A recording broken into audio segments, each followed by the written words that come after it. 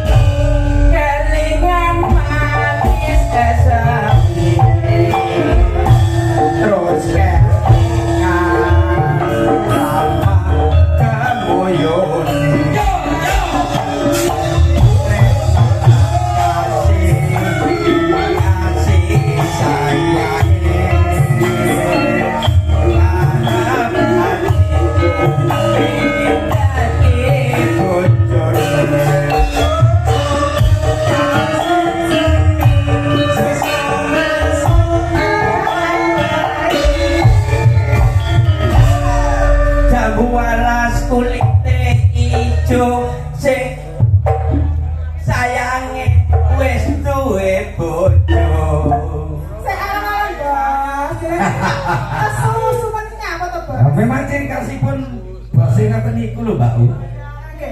Sayange wis duwe bojo.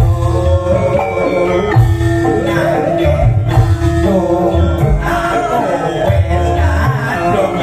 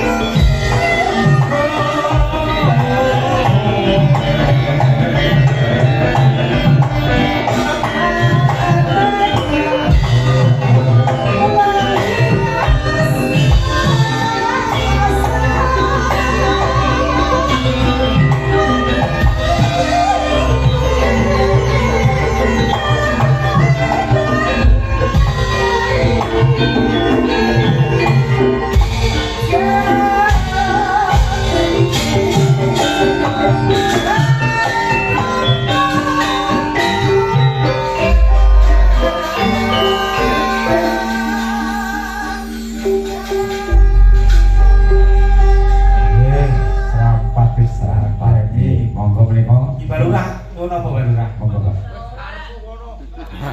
Balurah kene wis karepmu. Hei, walang Monggo, kakek Mas. Ora mono-mono. Alhamdulillahipun kalau mawon ora. Min. Go. Ora-ora so, monggo. Ini anu mawon. Ditinggal kagungan. Niku balurah. Tiga katresnan dibaleni. Oh, langsung dimulai. Nggih. Terus nanti. Tiga katresnan dok. Oh.